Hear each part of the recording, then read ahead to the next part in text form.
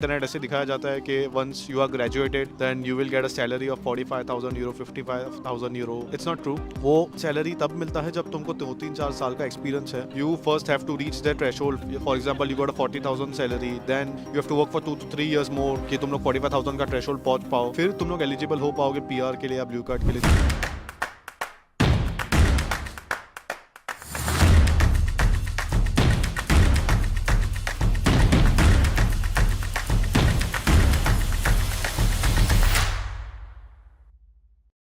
Alright guys, so finally I'm coming to India in 2024. I'm doing a quick meetup in about 6 cities of India, and in this video I will tell you how you can register, which city I'm coming to, what time are we going to meet, where are we going to meet, all of that. But before that, let me tell you what are we going to cover. We will cover blocked account topic, we will cover part-time job, we'll cover visa part, we'll cover everything what it takes for you to get your life started stress-free once you land here. I know a lot of students are coming in winter intake 2024.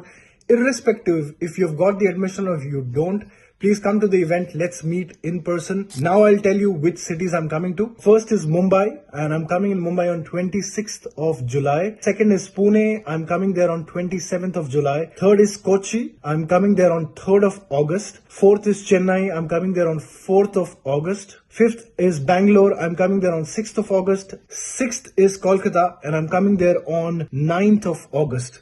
So let's meet in person. I'm doing this in collaboration with Expatrio. So simple way to register is to go in my story highlight. That's where you will see there is a registration form, as well as you can scan this QR code. So don't wait, register yourself. We have a very limited spot. Come and get all your queries solved in person. So, this is also one of my favorite question I like to ask everybody when I go on the university campus. ऐसी क्या चीज़ थी जो आपने सुनी थी Germany आने से पहले, बट आप यहाँ आए तो आपको पता चला ये तो सब झूठ है बे, या ऐसा कुछ भी नहीं था यार. और it could be opposite as well कि बुरा सुना था लेकिन एक्चुअली में बहुत अच्छा है. सो बिफोर कमिंग हियर मैंने ये सुना था कि जर्मनी में कि लोग यहाँ पे अपने काम को बहुत ज़्यादा प्रायोरिटाइज करते हैं एंड उसके अकॉर्डिंग मतलब अपने सेशंस बनाते हैं एंड राइट लाइक वो काम को जल्दी खत्म करना पसंद करते हैं. To be very honest, after coming here मेरा एक पर्सनल एक्सपीरियंस है उसलैंडर बीओडी के साथ. मैंने जब अपने रेजिडेंस परमिट कार्ड के लिए अप्लाई किया था तो first I had to mail them when I booked an online appointment. उसके बाद मेरे को रिप्लाई नहीं आया.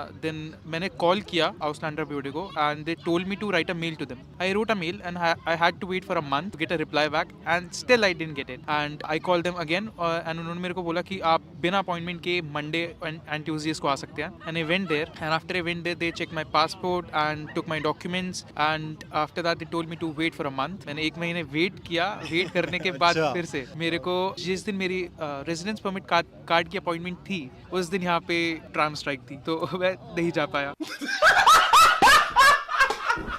तो मैं नहीं जा पाया एंड उसके बाद तो फिर उन्होंने तुम्हारी गलती गिना दी होगी फिर उस दिन, हाँ, कि तुम ही नहीं आए. एक्चुअली मैंने उनको कॉल किया एंड मैंने उनको बताया कि there is a tram strike today. तो उन्होंने बोला नो प्रॉब्लम, आप फिर से एक मेल करिए. एंड मैंने मेल किया and I had to wait for and they told me to wait for a week. But मेरे को मेल नहीं आया 4 हफ्ते तक. Then I just went on a Monday again because Mondays को बेसिकली इन हाले जाले you don't require an appointment to go there. And I went there and I directly received my residence permit card 3 महीने बाद. Yeah. Wow, okay. What about you? Like he said, I want to add to that.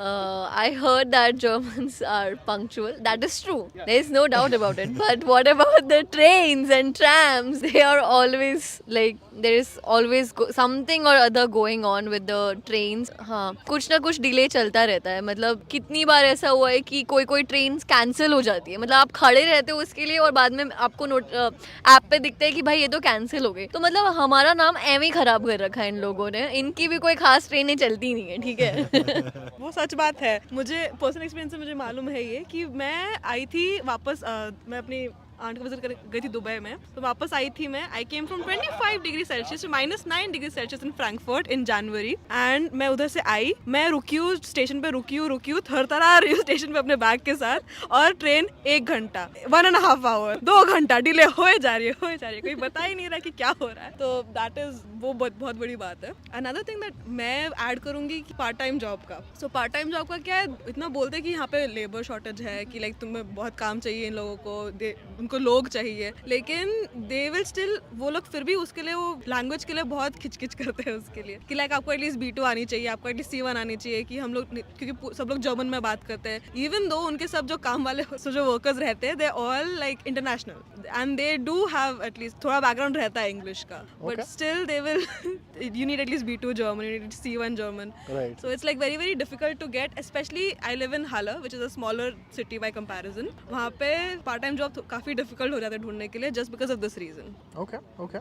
So I agree with this train का scene जो ये लोग बोल रहे हैं कि मतलब पहले ऐसा नहीं था। आई think so if I see the history of the Germany कि ट्रेन्स बहुत टाइम पे थी, तो मैंने सुना था हाँ जर्मनी में ट्रेन्स बहुत टाइम पे होती है। I think so last 2-3 year में जो इन्फ्लेशन हुआ है और जो यूक्रेन वॉर के रशिया यूक्रेन वॉर की वजह से एनर्जी प्राइसेस ऊपर गए हैं, and the employees of the DB they are demanding more income, तो उनको इनकम नहीं मिल रहा, बेटर वर्किंग आवर्स डिमांड कर रहे हैं, उनको वो सब डिमांड्स उनकी पूरी नहीं हो रही है। आई थिंक सो तो इसके लिए ही ये हुआ है, बट या ये चीज़ इतना कोई ओपनली बोला नहीं है लास्ट इतने सालों में, जो कि क्योंकि लोगों को यही पता है कि हाँ trains in Germany are time, तो पहले होता था, but if you'll see from last 2 to 3 years it's not there, but in future we don't know if they Okay. Did some settlement then वापस इफेक्टिव हो सकता है। अच्छा, तुम्हारा पॉइंट क्या है? मेरा पॉइंट है दैट आई थिंक सो हाँ जो पीपल, बहुत लोग बोलते हैं इन यू नो इंटरनेट ऐसे दिखाया जाता है कि once you are graduated then you will get a salary of 45,000 euro, 55,000 euro, और ऐसे ये मीडियम सैलरी है, इतना सैलरी है, बट इट्स नॉट ट्रू। ये सब डिपेंड होता है तुम्हारे कौन से तुम लोकेशन में हो। फर्स्ट ऑफ ऑल तुम एक जॉब जो कर रहे हो बर्लिन में, उसकी सैलरी ज़्यादा हो सकती है, बट वही same job in a city like हाल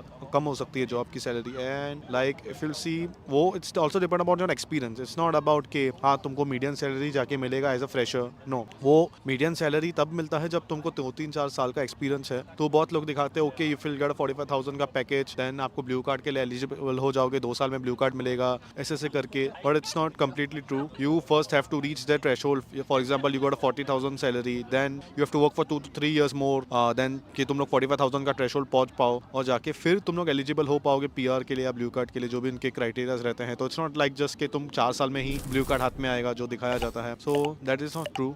वो मेरा पॉइंट है। Fair point, fair point.